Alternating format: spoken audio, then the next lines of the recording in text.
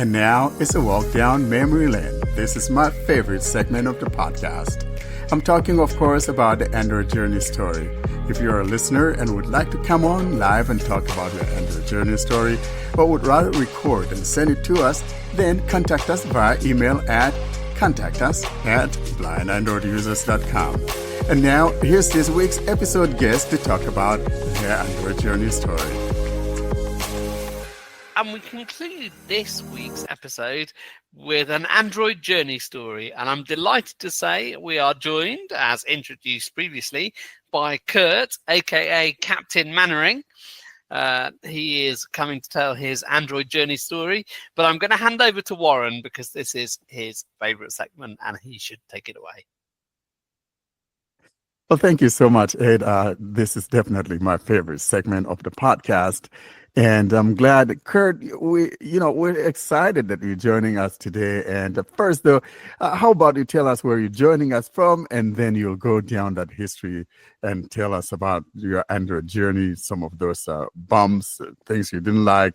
I know we've mentioned you mentioned something earlier about the Braille display that you are not happy with the hit support and all of that. Yeah, but first tell us about where you're coming from and all of that, and then we get into all of this good stuff. So the other side of Android Braille is my other Braille display works really great for some things that don't work as well on iPhones, like writing really long texts. But so I let's see, I'm 33. I live in the state of Utah, known for like ski slopes and Mormons.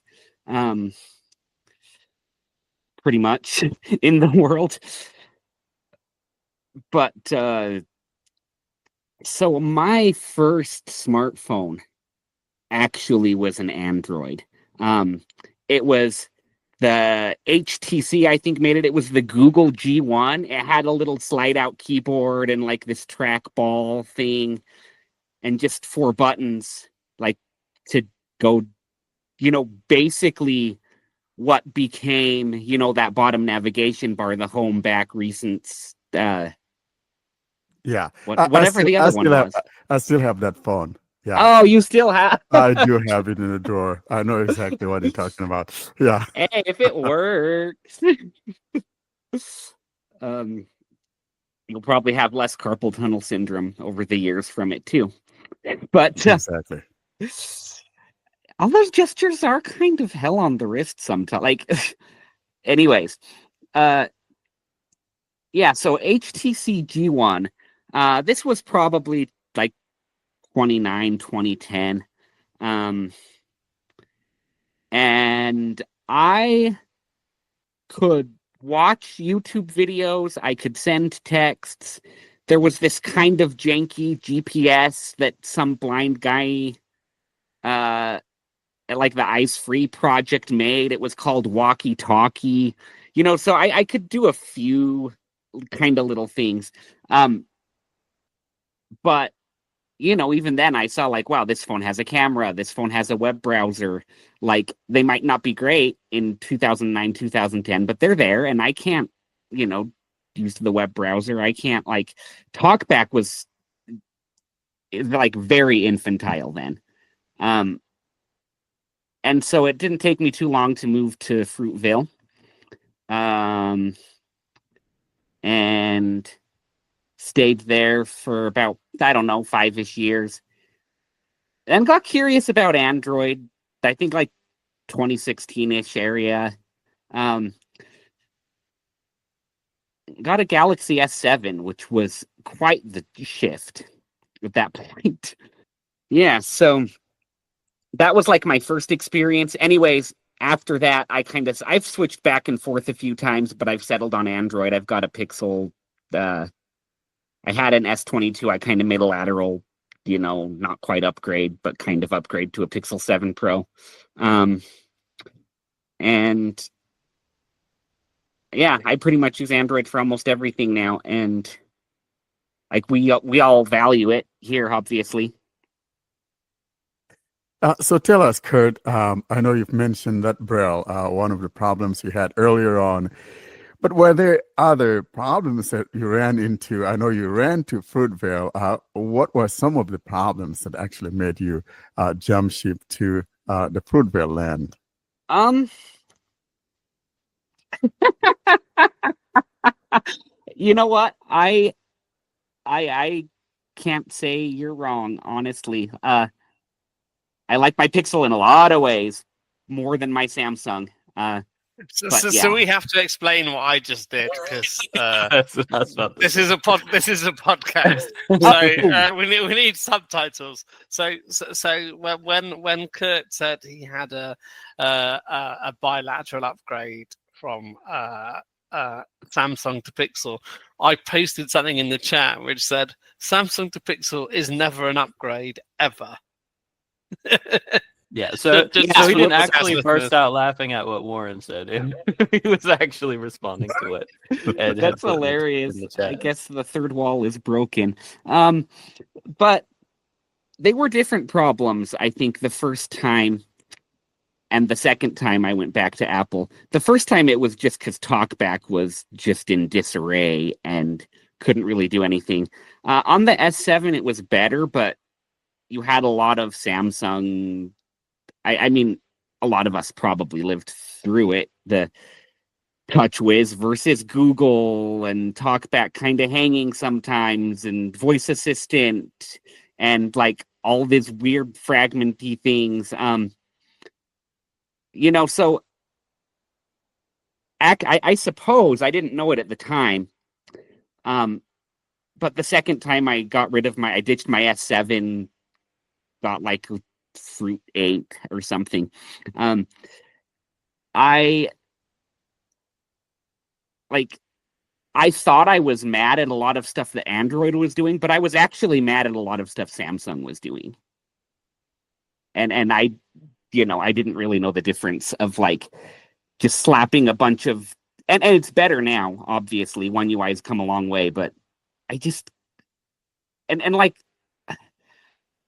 I don't know how to use ABB yet. I can't just take stuff off my phone I don't like. Like I can, I guess, disable it and it's just sitting there like um but anyways, I've pretty much been on Android for good since 2020. I still have an iPhone. I still love it for a few things actually.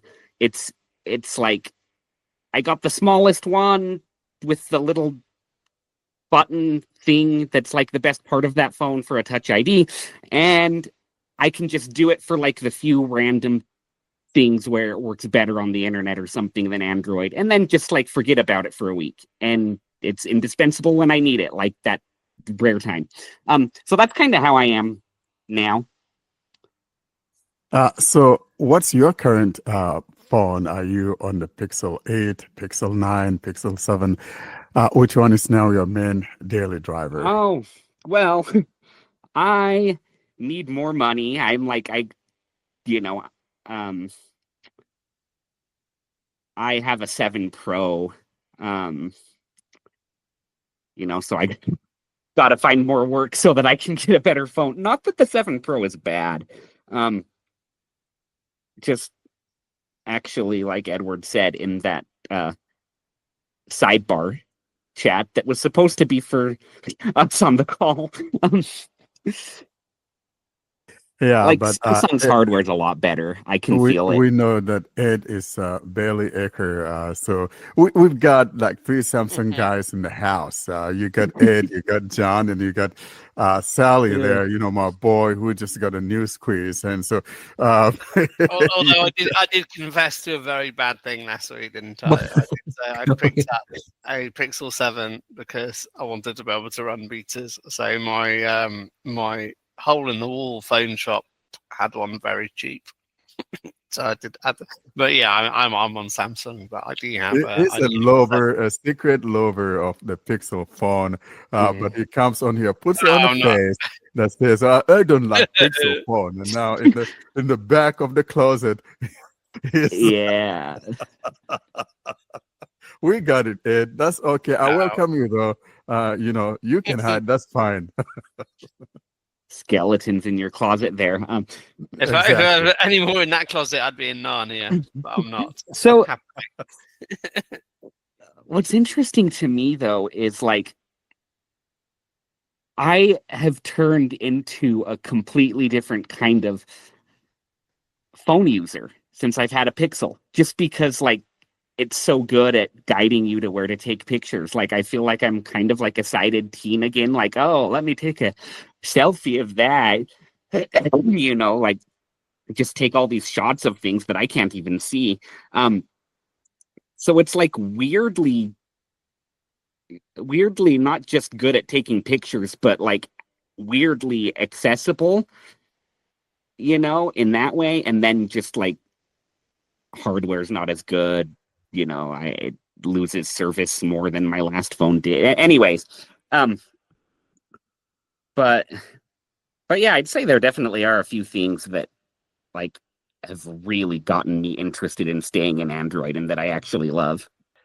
Yeah, I think you mentioned that, the guided frame with Pixel's gotten a lot of blind people wanting to take pictures, but it's also the Gemini image descriptions has got a lot of people like more interested in images now. Like where you used to like if you're going through your Facebook feed or something similar and there was just a picture, like you just keep going. Like if the person didn't type something, you didn't care. But now we're starting to care more about this stuff, because we can actually, kind of understand what's going on.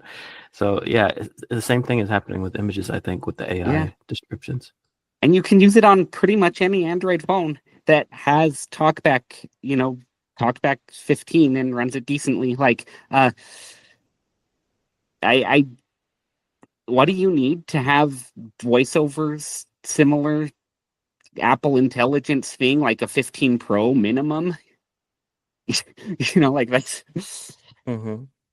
That's one thing I really like about Android is, and obviously Apple had the SEs, which are, that's going to be my iPhone for as long as I can have it. Like it's the best iPhone for me. But like,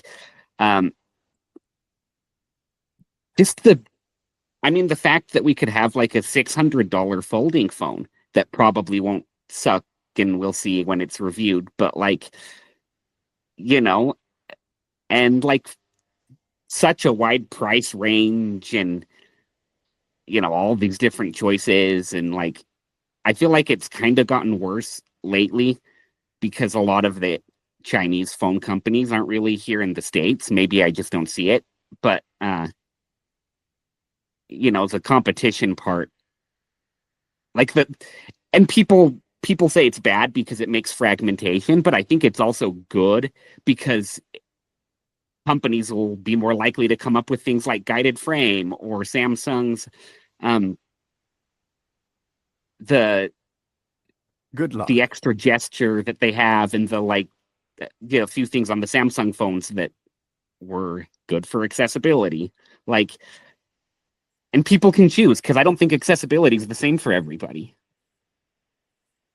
I hear you, because I've always argued that actually Android's strength has to do with that fragmentation. Just imagine if every phone was a Pixel. Not everybody's going to like it. I know, we got Ed, Certainly we got aren't. John and all, Certainly aren't So gonna like it, are frankly, we? yeah, No. so it's that's where Android shines, because if you don't like one brand, you could get another one, and even within that brand, you got the sub brands in there that you may also want to get, or if you don't like the main one, for example. So I really, when people talk about how fragmented Android is, really that's the strength of Android. I would be bored to death if all we had was just one thing. I'll be banging my head against the wall. And thank goodness we don't have that in the Android land.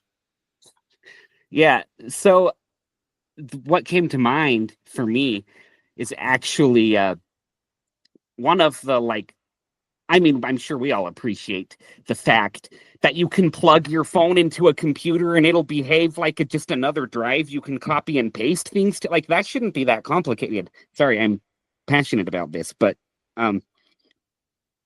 No, there's no reason to be sorry about it. It's good to be, well, passionate about what is good. I was Of course. yelling into the microphone, I think, but the same way that Ed over here, you were frustrated because of the Audible libraries not being able to just be sorted into folders. Well, how about you do that to your whole damn phone?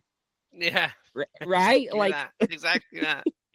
Yeah, I mean, I was a bit like you, Kurt. So I was on iOS from 2010 to 2020. I was outside Apple stores at least once anyway, buying one of them on day of release. But then, having played with Android a little bit in the intervening years, I switched full time in 2020, and what I found since then that probably helps the Switch is a lot of the apps that were exclusively iOS have come over to Android now. So, my school friend has ported Seeing AI, InVision. A lot of them more are now service based than just apps based, and it makes the Switch a whole lot easier. yeah. And yet, even with that, you can back up your phone on your computer if you want to. Like, unless you have a Mac, I don't even know if, like, I imagine Apple's and I guess iTunes, if that's still, like, it just seems like I like having a phone that uh, acts a little more like a computer. Like, even though I know in some ways maybe things are a little slower or jankier sometimes, or maybe like uh, web views are always gonna suck a little bit, but like you know, it's it's like it's a computer. It's got more moving parts, and things with more moving parts have like more little things you got to figure out on the way. Like that's just how it works. Yeah, exactly. I don't like being a fanboy. To each their own, however you like to spend your money and have your preferences about life. But to me, like brand loyalty is a pretty like kind of a silly thing when some companies are going to give you things you like, other companies are going to give you things you like. They're all going to do things that suck, So like, I don't use Android because I'm like, oh, I've moved to the other team, bro. It's more like it this option meets my needs more, and like it's not better or worse. I think for me, it's better than iPhones for how I use a phone, but it doesn't make it a better phone. Like it's just good to have choices, and I wish more people would like not take that for granted and actually explore choices sometimes.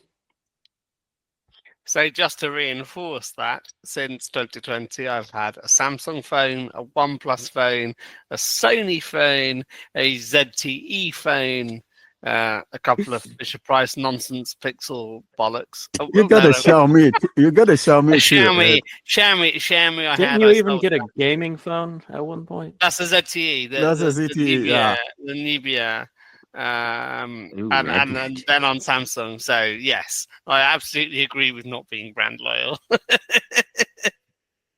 unless of course if you're me, you're stuck He's in Hotel California. You can get out. Uh, yeah. Ed believes in being anti-brand loyal. He just hates Pixel. That's all he does. yeah, yeah. that's what it is. Yeah, For me, I'm stuck in Hotel California. Well, me too. yeah, I'm with you, Warren. yeah. Except Warren checked in deliberately and like wants to be in Hotel California. No one else does. He just loves Fisher Price Pixel nonsense. So he they say leave, and he said no, I want to be Hotel California. It's like no, Warren, check Exactly. out some. No, I want to stay.